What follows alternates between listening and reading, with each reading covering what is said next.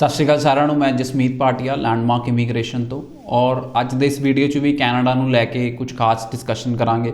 Travel ਨੂੰ ਲੈ ਕੇ biometrics ਨੂੰ ਲੈ ਕੇ पासपोर्ट रिक्वेस्ट ਨੂੰ ਲੈ के टू वे ਦੀ ਜਿਹੜੀ ईमेल ਜ਼ਰੂਰੀ है कि नहीं है उस चीज़ ਨੂੰ ਲੈ के और होर काफ़ी चीज़ों ਨੂੰ ਲੈ के अज दे वीडियो च एक डिस्कशन करांगे।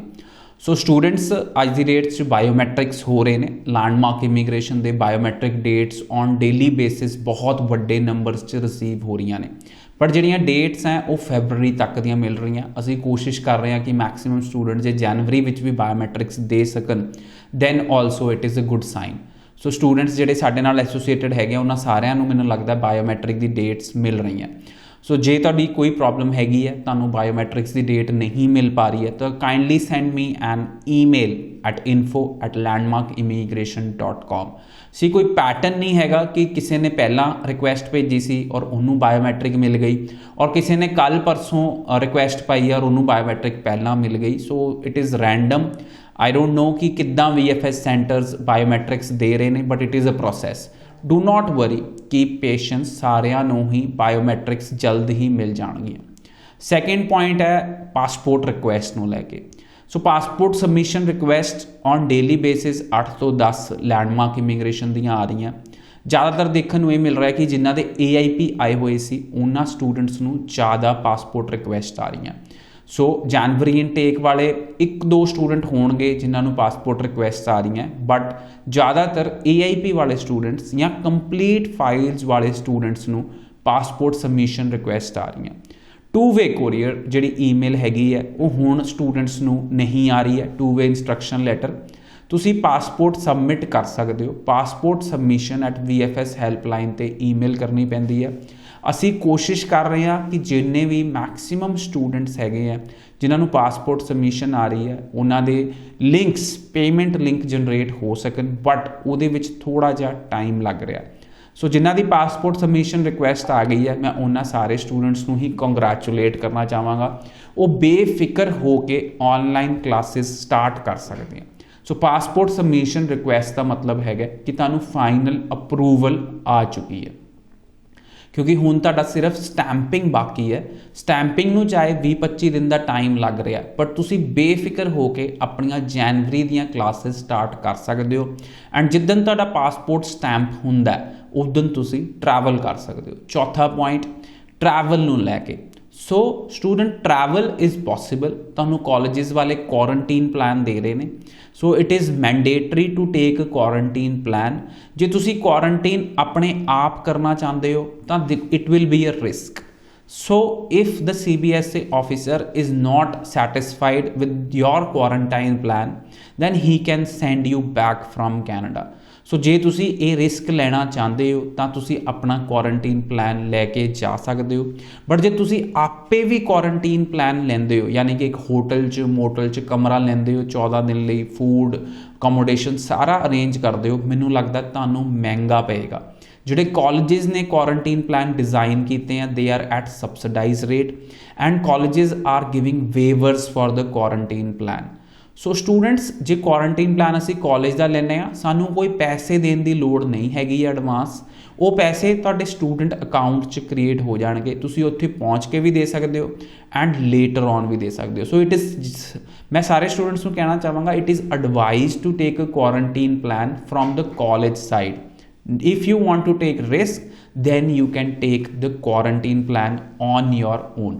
So आज दे इस वीडियो च असी बायोमैट्रिक्स, पासपोर्ट सबमिशन, क्वारंटीन और अपॉइंटमेंट्स नूं लैके डिस्कशन की। हुण लास्ट पॉइंट ये है कि visa trend. See visa trends are positive only. जिमें कि मैं तुहानूं पहलां भी दस्सिया कि 50,000 फाइलां तक पेंडिंग है, उस तो ज़्यादा भी हो सकती है। सो जे 80% भी वीज़ा सक्सैस रेट रहिंदा है तो 40,000 वीज़ा अप्रूवल्स आने की कोशिश हैगी है, चांस हैगे हैं। जे 70% रहिंदा तो 35,000 वीज़ा अप्रूवल आने के चांस हैगे हैं। सो जे इन्हां नूं रिफ्यूजल आ रही है do not take it really to your heart. इन्ना सीरियसली ना लो, स्ट्रैस ना लेना, डिप्रैस ना होना। You can refile in upcoming intakes and get visa because सी जी इस टाइम रिफ्यूजल आ रही है जो देखने को मिल रहा है कुछ अच्छियाँ प्रोफाइल्स नूं भी रिफ्यूजल्स का सामना करना पै रहा है।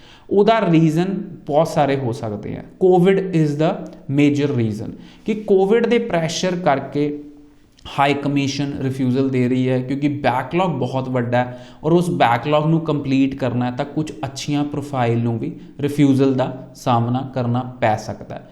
ਲਾਸਟ ਪੁਆਇੰਟ ਇਹ ਹੈ ਕਿ ਇਨਟੇਕਸ, ਹੁਣ ਕਿਹੜੇ ਇਨਟੇਕ ਅਸੀਂ ਚੂਜ਼ ਕਰ ਸਕਦੇ ਹਾਂ। ਸੋ ਆਉਣ ਵਾਲੇ ਇਨਟੇਕ ਮਾਰਚ, ਅਪ੍ਰੈਲ, ਮਈ, ਜੂਨ, ਜੁਲਾਈ, ਅਗਸਤ, ਸਤੰਬਰ ਕਾਫੀ ਸਾਰੇ ਇਨਟੇਕਸ ਹੈਗੇ ਆ ਕੈਨੇਡਾ 'ਚ, ਬਟ ਜਿਹੜੇ ਸਰਕਾਰੀ ਕਾਲਜ ਹੈ ਉਹਨਾਂ ਦੇ ਮੇਜਰਲੀ ਇਨਟੇਕ ਮਈ ਐਂਡ ਸਤੰਬਰ ਹੈ। ਮਈ ਇਨਟੇਕ ਕਾਫੀ ਸਾਰੇ ਕਾਲਜਸ ਆਲਮੋਸਟ ਕਲੋਜ਼ ਕਰ ਚੁੱਕੇ ਹੈ। ਸੂ ਕਾਲਜ ਆਲਮੋਸਟ ਲਿਮਿਟਡ ਇਨਟੇਕ ਹੈ, 5 ਜਨਵਰੀ ਨੂੰ ਦੁਬਾਰਾ ਖੁੱਲ੍ਹੇਗਾ, ਬਹੁਤ ਹੀ ਮਨਪਸੰਦ ਕਾਲਜ ਹੈ ਐਂਡ ਕਾਫੀ ਸਾਰੇ ਸਟੂਡੈਂਟਸ ਇੱਦਾਂ ਦੇ ਆ ਜਿਹੜੇ ਸੂ ਕਾਲਜ ਜਾਣਾ ਪਸੰਦ ਕਰਦੇ ਆ। ਸੋ ਜੇ ਤੁਸੀਂ ਜਾਣਾ ਚਾਹੁੰਦੇ ਹੋ ਤਾਂ limited seats will reopen on 5th January. KPU May intake is close. Lambton College, Toronto, Mississauga is closed for May intake. No more deferrals are also acceptable. ਫਿਰ ਅਸੀਂ ਗੱਲ ਕਰਦੇ ਹਾਂ ਨਾਇਗਰਾ ਕਾਲਜ, ਬਹੁਤ ਲਿਮਿਟਡ ਸੀਟਸ ਹੈ ਮਈ ਦੀਆਂ। Saint Clair college ਸਭ ਤੋਂ ਪਹਿਲਾਂ ਬੰਦ ਹੋਏਗਾ 10-15 ਦਿਨ 'ਚ ਮਈ ਇਨਟੇਕ ਲਈ। ਸੋ ਬਹੁਤ ਸਾਰੇ ਕਾਲਜਸ ਇਸ ਟਾਈਮ ਜਿਹੜੇ ਅਪਕਮਿੰਗ ਇਨਟੇਕਸ ਲਈ ਕਲੋਜ਼ਰ ਵੱਲ ਦਿਖ ਰਹੇ ਆ ਮੈਨੂੰ ਮਈ intake. So students, if you want to apply right now, so take a decision and apply as soon as possible because ਜਿਹੜੇ ਆਉਣ ਵਾਲੇ ਇਨਟੇਕਸ ਹੈ ਉਹਨਾਂ ਦਾ ਵੀਜ਼ਾ ਟ੍ਰੈਂਡ ਅੱਛਾ ਰਹੇਗਾ। ਲਾਸਟ ਇੱਕ ਹੋਰ ਪੁਆਇੰਟ ਡਿਸਕਸ ਕਰਦੇ ਹਾਂ ਇਸ ਵੀਡੀਓ ਦੇ ਦੌਰਾਨ, ਨੌਨ SDS ਔਰ SDS। ਸੀ ਜੇ ਤੁਹਾਡੀ ਚੰਗੀ ਤਰ੍ਹਾਂ ਫਾਈਲ ਪ੍ਰੀਪੇਅਰਡ ਹੈ ਤਾਂ ਨੌਨ SDS ਕੈਟੇਗਰੀ ਤੇ ਵੀ ਵੀਜ਼ਾ ਲੱਗਦਾ। ਅੱਜ ਸਾਡੇ 4 ਨੌਨ SDS ਕੈਟੇਗਰੀ ਦੇ ਵੀਜ਼ਾ ਲੱਗ ਕੇ ਆਏ ਆ। ਗ੍ਰੈਜੂਏਟ ਸਟੂਡੈਂਟ ਸੀ, 3 ਸਾਲ ਦਾ ਐਕਸਪੀਰੀਅੰਸ ਸੀ, ਬੈਚਲਰ ਇਨ ਕੰਪਿਊਟਰ ਐਪਲੀਕੇਸ਼ਨ ਕੀਤੀ ਸੀ, 1 ਚੋਂ 5.5 ਸੀ। Niagara college computer system technician ਦਾ ਕੋਰਸ ਲਿਆ ਔਰ ਵੀਜ਼ਾ ਅਪਰੂਵ ਹੋ ਗਿਆ। ਜੇ ਤੁਸੀਂ ਚੰਗੀ ਤਰ੍ਹਾਂ ਆਪਣੀ ਫਾਈਲ ਨੌਨ SDS ਕੈਟੇਗਰੀ 'ਚ ਪੁੱਟ ਅਪ ਕਰੋਗੇ ਦੈਨ ਆਲਸੋ ਤੁਹਾਨੂੰ ਵੀਜ਼ਾ ਮਿਲਣ ਦੇ ਬਹੁਤ ਚਾਂਸਸ ਹੈਗੇ ਆ। ਬਟ ਜੇ ਅਸੀਂ SDS ਕੈਟੇਗਰੀ 'ਚ ਵੀ ਆਪਣੀ ਫਾਈਲ ਚੰਗੀ ਤਰ੍ਹਾਂ ਪੁੱਟ ਅਪ ਨਹੀਂ ਕਰਾਂਗੇ ਔਰ ਅੱਛੇ ਕਾਲਜ 'ਚ ਨਹੀਂ ਆਪਣੀ ਫਾਈਲ ਪੁੱਟ ਅਪ ਕਰਾਂਗੇ ਤਾਂ ਰਿਫਿਊਜ਼ਲ ਦੇ ਵੀ ਚਾਂਸਸ ਬਣ ਸਕਦੇ ਨੇ। ਸੋ ਸਟੂਡੈਂਟਸ, ਇਹ ਤੁਹਾਡੇ ਤੇ ਡਿਪੈਂਡ ਕਰਦਾ ਕਿ ਤੁਸੀਂ ਆਪਣੀ ਫਾਈਲ ਕਿੱਦਾਂ ਲਾਉਂਦੇ ਹੋ, ਕਿੰਨੀ ਜ਼ਿਆਦਾ ਕੰਸਲਟੇਸ਼ਨ ਲੈਂਦੇ ਹੋ, ਕਿੰਨੀ ਅਸੈਸਮੈਂਟ ਕਰਾਉਂਦੇ ਹੋ। ਇਹ ਸਾਰੀਆਂ ਚੀਜ਼ਾਂ ਬਹੁਤ ਇੰਪੋਰਟੈਂਟ ਰਹਿੰਦੀਆਂ ਰਿਫਿਊਜ਼ਲ ਲਈ। ਆਈਲੈਟਸ ਦੀ ਟ੍ਰੇਨਿੰਗ ਕਰਨਾ ਚਾਹੁੰਦੇ ਹੋ, ਲੈਂਡਮਾਰਕ ਇਮੀਗ੍ਰੇਸ਼ਨ ਨੂੰ ਕੰਟੈਕਟ ਕਰ ਸਕਦੇ ਹੋ। ਸਾਡੀ ਜਿਹੜੀ ਪ੍ਰੋਸੈਸਿੰਗ ਆਈਲੈਟਸ ਦੀ ਫੀਸ ਹੈ that is only 5000 rupees per month. ਜੇ ਤੁਸੀਂ ਔਨਲਾਈਨ ਪੋਰਟਲ ਪੜ੍ਹਾਈ ਕਰਨਾ ਚਾਹੁੰਦੇ ਹੋ ਤਾਂ 1 ਸਾਲ ਲਈ ਆਪਣਾ ਔਨਲਾਈਨ ਪੋਰਟਲ 'ਤੇ ਵੀ ਪੜ੍ਹਾਈ ਕਰ ਸਕਦੇ ਹੋ। ਕੋਸ਼ਿਸ਼ ਇਹੀ ਹੈ ਕਿ 10:1 ਦੀ ਰੇਸ਼ੋ ਰੱਖੀ ਜਾਏ। 10 ਬੱਚਿਆਂ ਪਿੱਛੇ 1 ਟੀਚਰ ਹੋਏਗੀ ਜਿਹੜੀ ਤੁਹਾਨੂੰ ਪੜ੍ਹਾਏਗੀ ਔਰ ਕੁਆਲਿਟੀ ਔਰ ਕੀ ਕਹਿੰਦੇ ਆ ਜਿਹਨੂੰ ਕਹਿੰਦੇ ਕੁਆਲਿਟੀ 'ਤੇ ਫੋਕਸ ਕੀਤਾ ਜਾਏਗਾ, ਨਾ ਕਿ ਕੁਆਂਟਿਟੀ 'ਤੇ। ਸੋ ਸਟੂਡੈਂਟਸ, ਸਾਡੇ ਮੋਹਾਲੀ ਸੈਂਟਰ 'ਚ ਆਫਲਾਈਨ ਕਲਾਸਿਸ ਲੱਗ ਰਹੀਆਂ, ਸਾਨੂੰ ਕੰਟੈਕਟ ਕਰ ਸਕਦੇ ਹੋ।